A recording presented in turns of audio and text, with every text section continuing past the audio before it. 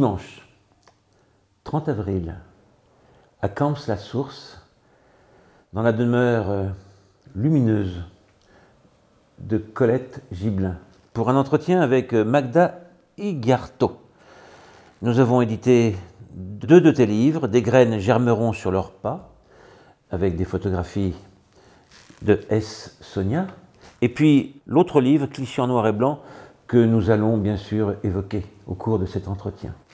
Les titres ont toujours un sens particulier pour indiquer ton chemin. Bien sûr. Clichés en noir et blanc, on m'a reproché que c'était vraiment un titre qui n'était pas poétique du tout. Mais moi, je voulais justement montrer que ça avait été un choc à partir de clichés, essentiellement en noir et blanc. Lors d'une exposition à Valbonne, j'ai vu ces photographies. Et c'est parti de l'initiative de Pierre-Jean Blazy, qui est le président de l'association Les Mots d'Azur, qui connaissait Pierre Misset, qui est président pour la région Provence-Alpes-Côte d'Azur, de l'Échiquier, qui est un collectif international de photographes. Le défi que les poètes des Mots d'Azur devaient relever, c'était de choisir une ou deux photographies et, à partir de ces photos, d'écrire un texte, un poème. Certaines photographies ont eu le ressenti de 2-3 poètes. Et ce qui était fort intéressant, c'était de voir que l'essentiel de la photo, au niveau émotionnel, avait été retenu, mais à travers des images, des métaphores complètement différentes. Donc c'était vraiment une très belle aventure culturelle. Et moi, à partir de là, c'était tellement beau, les photos, que j'en avais pas choisi 2, mais j'en avais choisi 10. Et quand l'exposition s'est terminée, j'ai contacté les photographes et je leur ai demandé s'ils partaient pour l'aventure d'être édités avec les textes. Les photographes ont répondu de manière enthousiaste. Alors, j'ai contacté un éditeur, Luc Vidal, des éditions du Petit Véhicule, et j'ai eu la réponse disons, en aller-retour. Tu as été tout à fait confiant que c'était une belle aventure, et c'est comme ça que Clichés en noir et blanc est né. Les photographes sont de différents pays. Ah oui, c'est une expérience extraordinaire. Il y avait Ivona Aleksandrovic de Pologne, Erik Brede de Norvège, il y avait Gitan Behet de Belgique, Sonia Ciafardini, alias S, qui est une franco-italienne, Christopher Grandin de Suède, Léon Leydekens des Pays-Bas, Meri Miran de Turquie et Stéphane Penelec, qui est en fait un Français né en Bretagne, mais qui vit avec sa famille maintenant en Finlande. Et ce qui était merveilleux, c'est que je leur ai bien dit, l'impression se fera de manière bénévole, c'est-à-dire c'est une aventure culturelle. Ce qui m'intéresse, c'est de voir, toi qui es peintre, mais comment la poète a pu concevoir ces photographies typographiques. Parce que l'art de présenter les mots de tes poèmes-là ont une signification particulière par rapport à ces photos. C'est exact, c'est-à-dire que l'influence de la peinture, en fait, sur mon écriture, c'est que j'éprouve de plus en plus le besoin de présenter mes textes comme si c'était un tableau. D'abord, c'est très structuré, c'est un carré ou c'est un rectangle, et le texte à l'intérieur est éclaté par des blancs, ces blancs dessinant une forme à l'intérieur du carré ou du rectangle. Et l'éclatement du texte correspondait tout à fait à l'éclatement que j'ai ressenti à la vue de ces photographies, qui pour moi révélaient vraiment des drames de la société actuelle. Et il y a un traitement thématique, un regard sombre, oui. Dissolution, corps à cœur et à cri. Et à cri.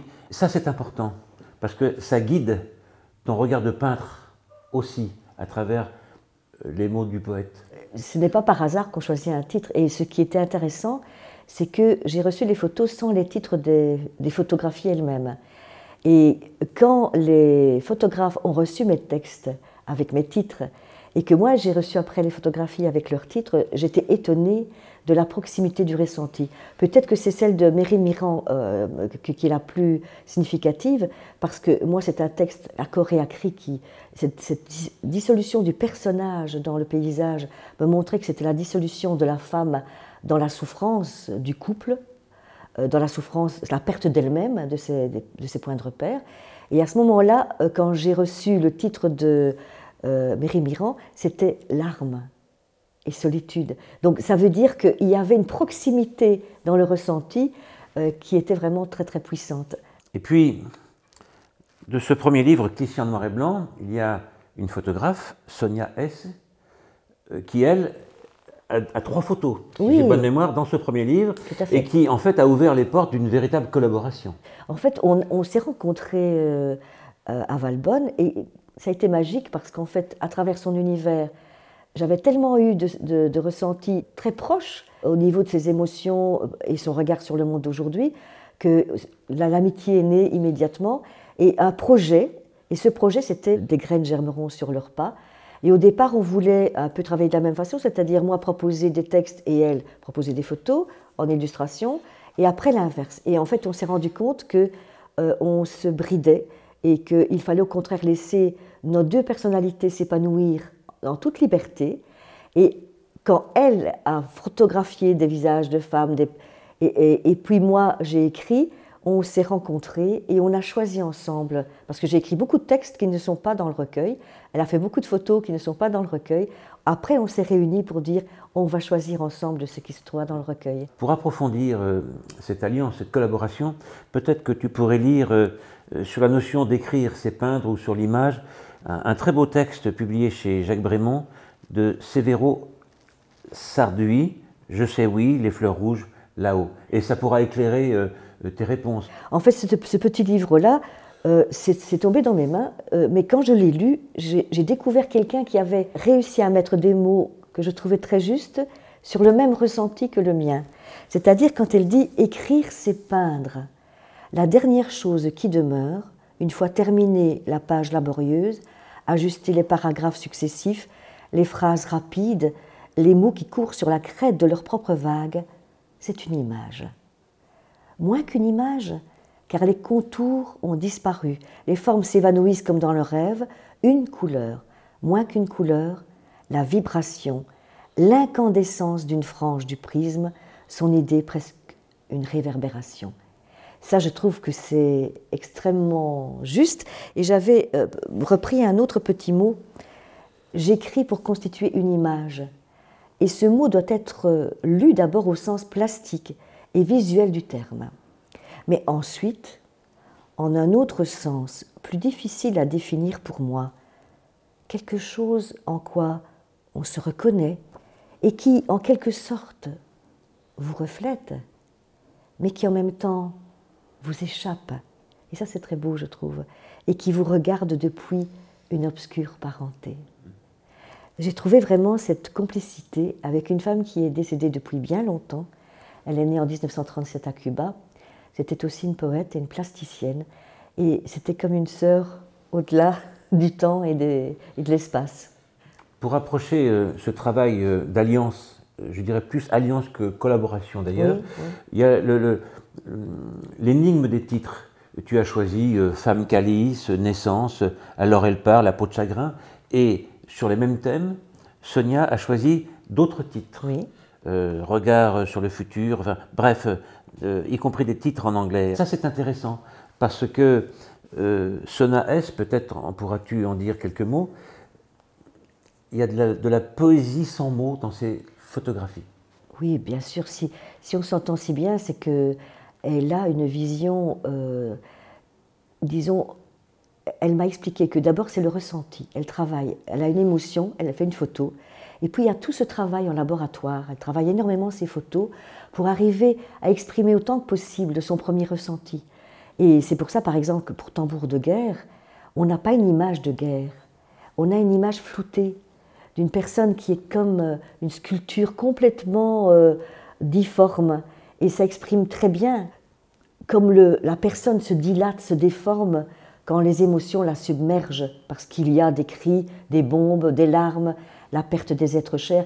Et c'est extraordinaire d'avoir pu l'exprimer de cette manière-là, avec autant de poésie, parce qu'en fait, on sent que c'est dur, mais il n'y a jamais dans ces photos de violence brutale, abrupte. C'est pour ça qu'elle m'a dit, moi, il y a des textes, je ne peux pas les mettre une photo à côté, je ne veux pas, parce qu'elle voulait autant que possible être dans ce second degré. On va montrer les choses, mais il faut que la personne qui regarde les photos puisse les interpréter, se les approprier et aussi imaginer ce que j'ai voulu dire. Ces deux derniers livres, c'est quelque part la suite, bon, c'est la suite logique.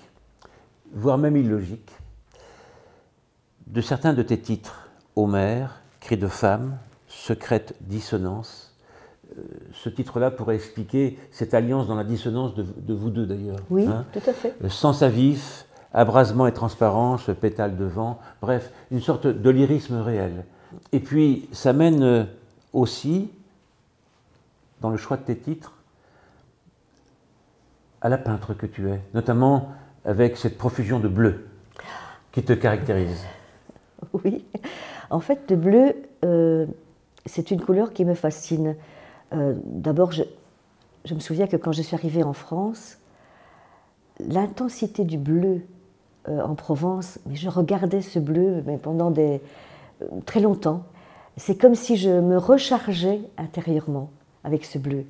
Et je me souviens de certains soirs où le bleu devenait turquoise. Je n'avais jamais vu cette couleur turquoise.